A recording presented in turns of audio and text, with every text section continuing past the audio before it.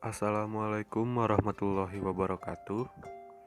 Nama saya Narayuda Alfahraizi dengan nomor induk mahasiswa 2000979, Prodi Bahasa dan Sastra Inggris kelas 1A. Pancasila sebagai pandangan hidup dan dasar negara secara autentik sebagaimana tercantum dalam pembukaan UUD Negara Republik Indonesia 1945. Melalui pandangan hidup dan dasar negara Pancasila, bangsa Indonesia melangkah ke depan dan berpijak secara kokoh untuk mencapai cita-cita nasional yang menjadi harapan. Hal ini tentu membutuhkan suatu perjuangan yang sungguh-sungguh dari kita sebagai bangsa, terutama kalangan mahasiswa, guna mewujudkan tercapainya tujuan negara berdasarkan Pancasila itu. Apa sih yang dimaksud dengan Pancasila sebagai pandangan hidup itu?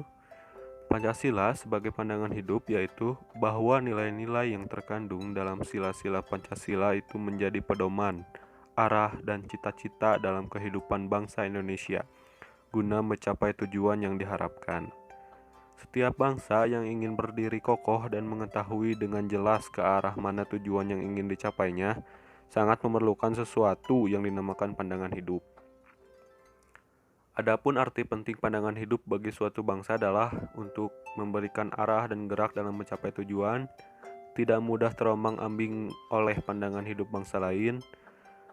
Lalu dengan pandangan hidup yang jelas akan mudah memecahkan masalah berbangsa dan bernegara dalam aspek politik, ekonomi, sosial, budaya, serta pertahanan, dan mampu membangun diri dan bangsanya.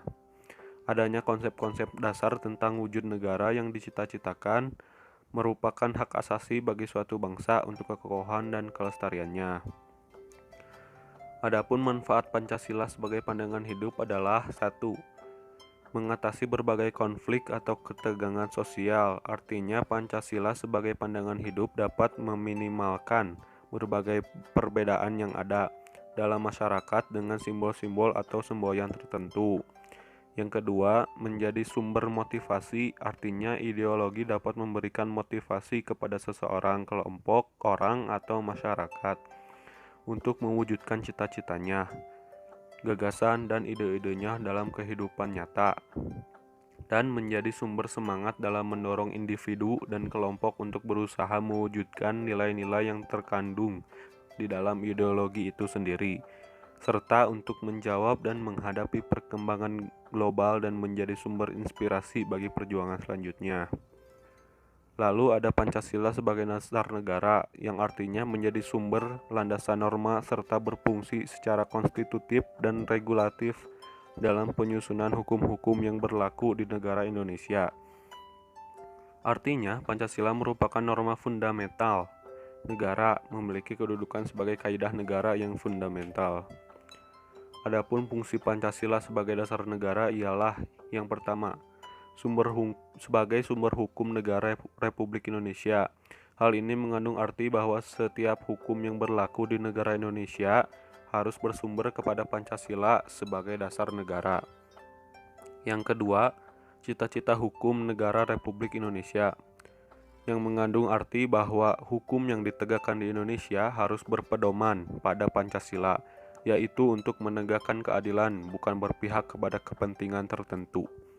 Yang ketiga, sumber penyemangat para pelaksana penegakan hukum dan pelaksana pemerintahan Republik Indonesia. Yang keempat, sebagai norma yang mendasari setiap pengambilan keputusan oleh pemerintah maupun penegak hukum Republik Indonesia.